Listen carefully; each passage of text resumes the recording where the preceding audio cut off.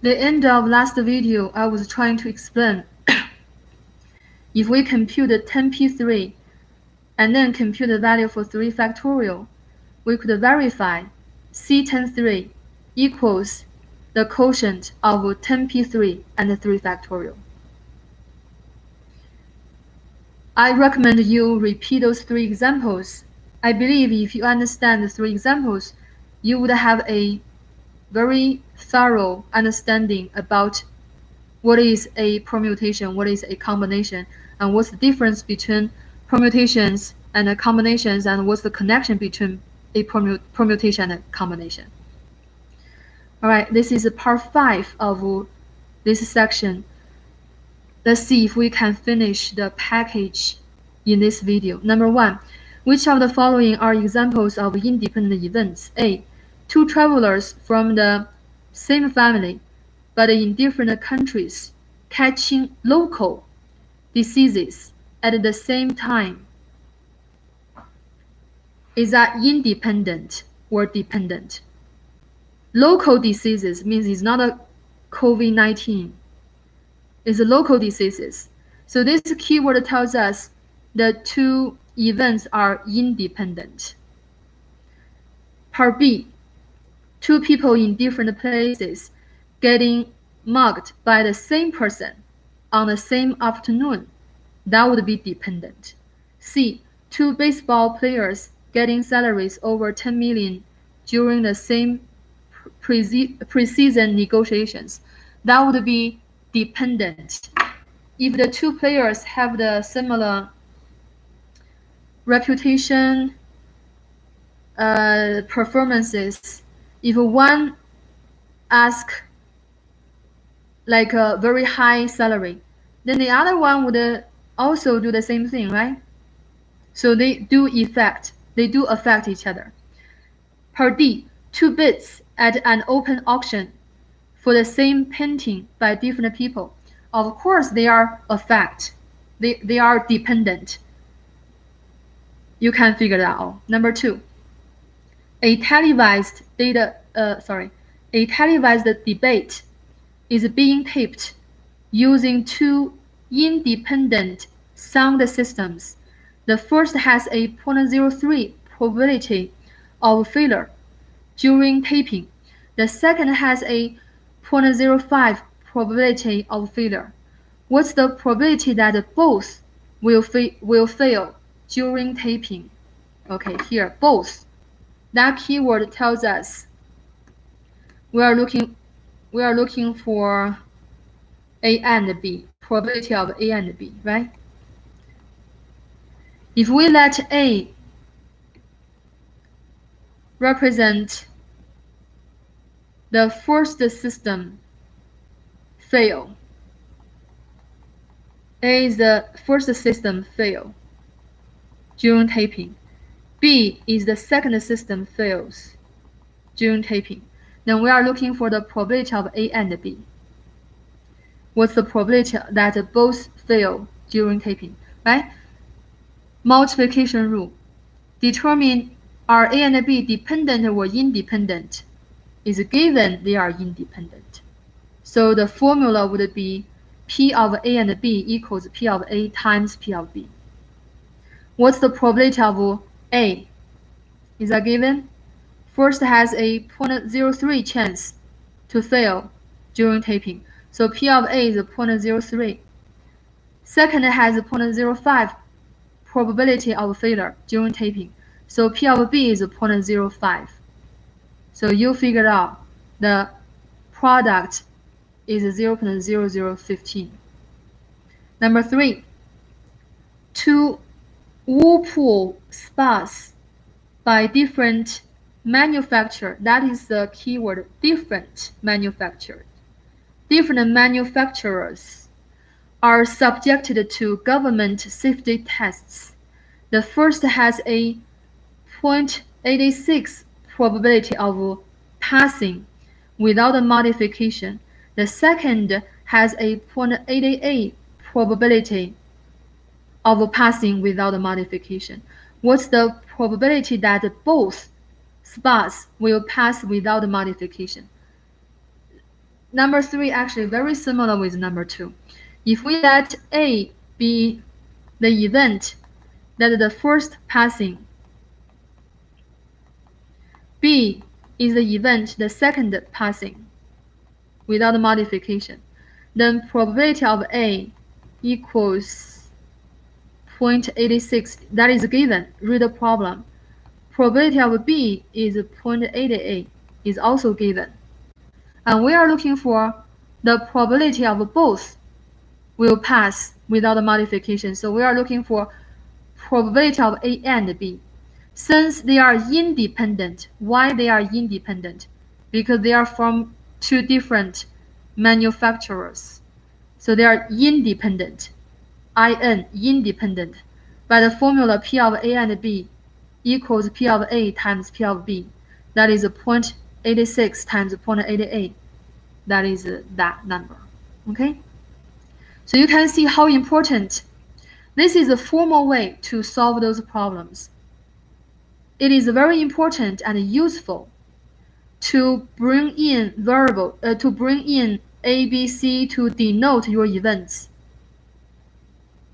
Okay, it's very important to solve those problems in a formal way. The way that I solve them is a formal way to do that. Sometimes you might be able to figure out just process those numbers, but it's good you see what's going on. You bring in letters to represent the events, and then represent the probability in terms of those events, and then choose the correct formulas. That is a good way to learn and a good way to process. Number 4, two friends compete with each other and 5 other. So 7 people together, right? Equally good violinists for first and second chair in an orchestra. In a blind competition, what's the probability that the 2 friends end up as a first and second chair together?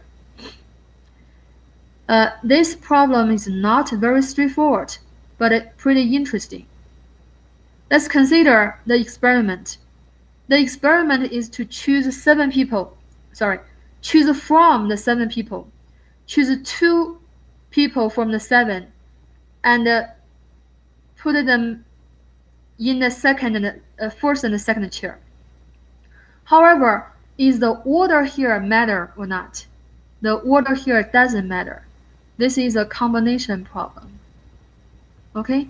We don't have to consider the order. If you do, it's still okay if you consider permutation, but we don't have to go the route that is more complicated. We can make it simple. Consider this is a combination, would make the problem simple. So this is a combination. The experiment is to choose 2 people from the 7 to put them here. It doesn't matter which one is the first, which one is the second. Just choose 2 from the 7. Okay? So this is also a classical, theoretical. How many different ways you have that you could choose 2 people from 7? That is C72, right? In your sample space, you have this many different ways to complete the task. And those C72, those outcomes are equally likely, because that is a blind computation, and they are same good. You don't know who is who, so they are equally likely to be chosen. Okay, any 2 has the same chance to be chosen. So that's the total number of outcomes in the sample space. That's the reason I put that value in the denominator. This is a theoretical. This is a finite number. All those outcomes are equally likely. How many of them favor the result? The 2 chairs happen to be taken by the 2 friends. That is C22. You choose 2 from the 2 friends. You have 1 chance. among those outcomes, there's only one. The two that you chosen are the two friends. So that number goes on the top, 1/21. Am I clear about the solution? See that as a combination, okay? See that as a combination to make the problem simple. Because we don't have to worry about among the two friends, which one go on the first, which one goes on the second, right? We only need to consider the two friends are the first two. So that is a 1/21. Number 5. What's the probability of drawing either a jack, queen, or king from a standard deck of cards? Okay, so I'm gonna process this problem in a different way. I do have a solution here by using addition rule because it's either a jack or a queen or king. So I use addition rule solve the problem. But I'm going to use a different way to solve this problem here.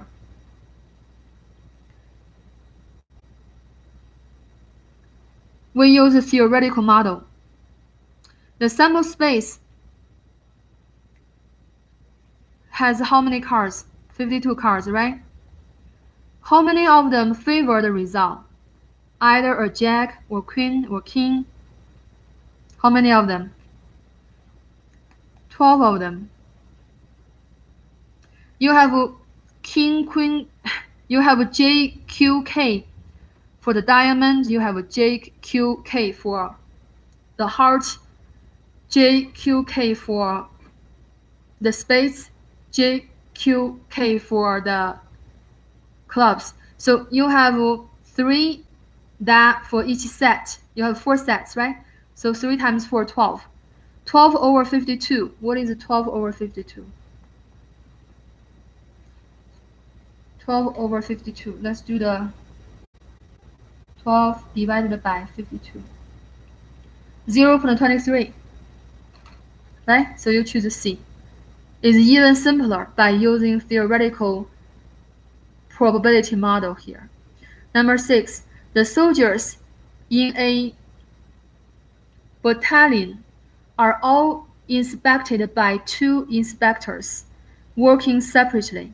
Separately, that means what? We talk about that. We figure that out later. 87% of the men are passed by Inspector A. 89% are passed by Inspector B. 80% are passed by both. What percent of soldiers are passed by at least one? Okay, at least one. Yes, separately means independent here. So this is at least one problem. But I'm going to process this problem in a different way. Okay, at least one, because we only have 2 items. We only have 2 events. Event A, if we let event A represent passed by A, event B represent passed by B. Okay, then at least one passed by at least one actually is A or B, includes A occur only or B occur only or both occur. Yeah, try to feel that. Try to make sense of it. A soldier is passed by at least one means either passed by A or passed by B, right? That is at least one. It is at least one, but you only have 2 events, so you could just use the addition rule instead of using the at least one, the procedure that I showed you earlier in this section. And now the problem is, how do we find the probability of A or B? Addition rule. Before we apply addition rule, we need to figure out, are the 2 events disjoint or not? Are they overlapping or not? Is it possible for a soldier passed by both? Yes. Okay, because it's given 89% are passed by both. 80% are passed by both. So they are not disjoint. They are overlapping. So the formula we're going to have is going to be P of A plus P of B minus P of A and B. Okay? What's the probability of A? How many percent passed by A? 87%. That is a sample proportion. That is the empirical probability, right? How many percent passed by B? 89%. Minus the probability or percentage passed by both, that is 80%. And we have 96% as the result. I have the Venn diagram here.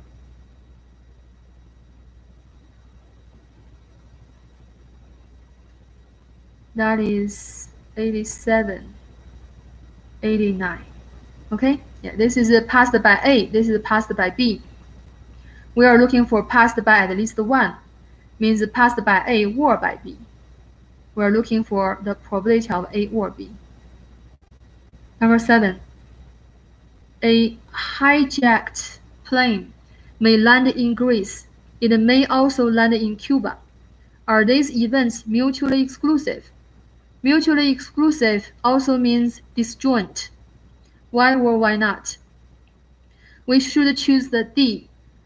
They are disjoint because they would not happen at the same time. If they choose to land in Greece, they wouldn't land in Cuba. If they choose to land in Cuba, they wouldn't land in Greece because the plane is hijacked. So we choose D. Yes, because the plane can only land in one place. Number 8. Out of 80 students on a dorm hall, 38 are taking at least English, 24 are taking at least science, 8 are taking both English and science. What's the probability that a student chosen at random from this hall is taking English or science? If we let E be the event that a randomly selected student taking English, let S be the event that a randomly selected student taking science, then we are looking for the probability of E or S, right? Look, find the probability that a student chosen randomly from the hall is taking English or science. So we are looking for P of E or S. By the addition rule, that is P of E plus P of S minus P of E and S. They overlap. E and S overlap because we have 8 students taking both. Okay, so what's the probability of E? How many students in total? 80. That's the sample space. All the 80 students are equally likely to be chosen. That's a theoretical probability model. Among the 80 students, how many favor the result? How many taking English? How many? 38. So that's the probability of E. What's the probability of S? How many taking science? 24. 24 over 80, right? How many are taking both E and S? 8 are taking both, so 8 over 80. You plug in and you find the result. Very straightforward. Number 9, what's the probability of getting at least 1 6 when rolling 6 fire dice? Okay, let's talk about number 9 here in detail. Rolling 6 fire die. Rolling 6 fire die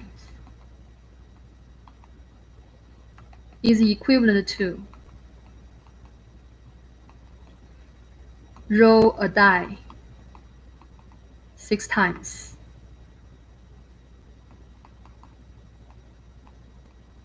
This actually is pretty important.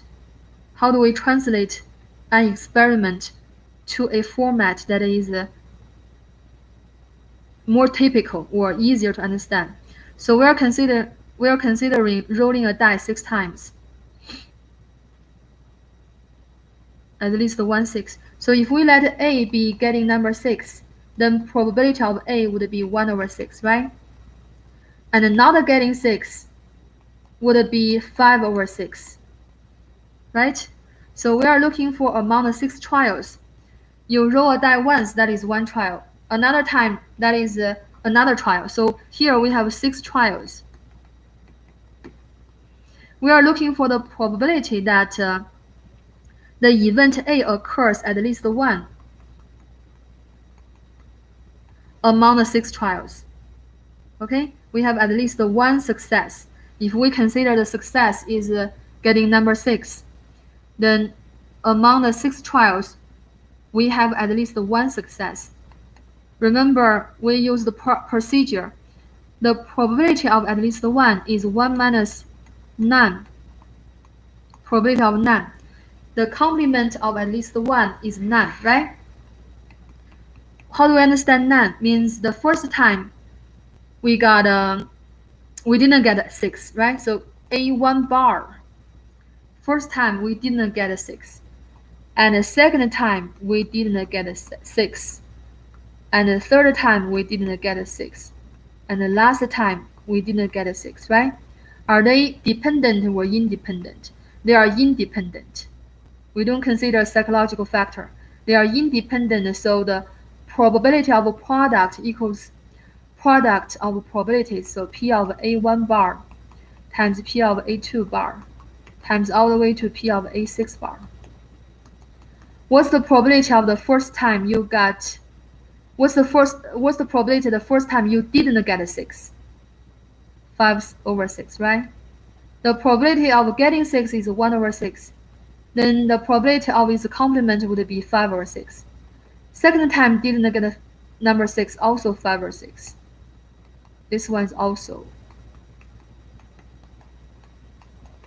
1, 2, 3, 5, 6. So they are all the same, equals 5/6. So that is 1 minus 5/6 to the power of 6. Alright, calculator. Let's see what is the value. 1 minus parentheses 5/6, close the parentheses, to the power of 6. That gives us about 0.6651.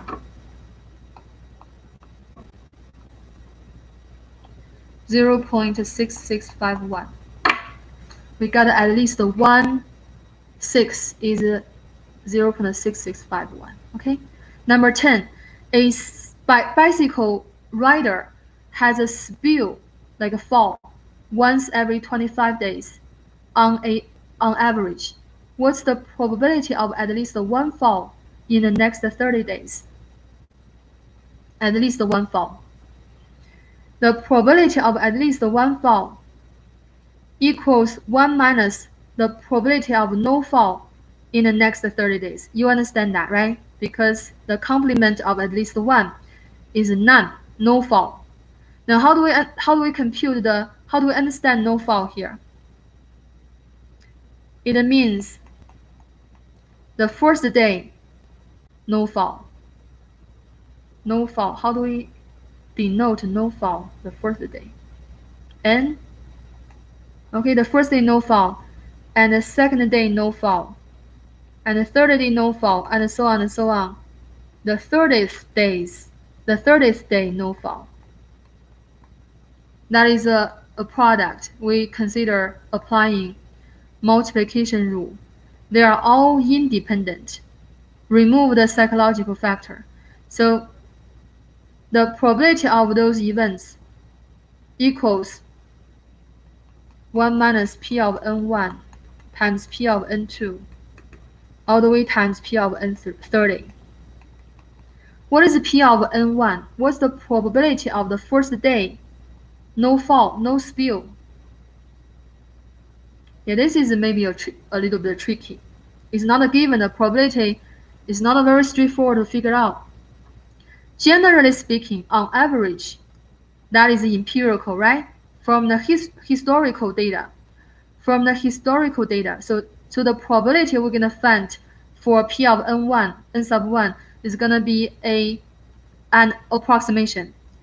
Generally speaking, 1 spill every 25 days. Okay, the probability of spill is 1/25. Then no spill in 1 day. Then the probability of no spill would be 24/25. Do you agree on that? That's the chance for the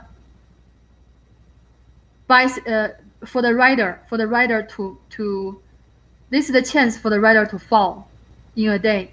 This is the chance for the rider not falling in a day, right? And they are all the same. 24/25 all the way to 24/25. So that is going to be 1 minus 24/25 to the power of 30. And use your calculator to figure out the result. The last two examples are about at least one. In the examples, we at least cover 2 examples, right? So now we have 4 examples for understanding at least one. All right, finally we finish section 7B here. Remember, we have 5 parts for this section. Thank you for watching.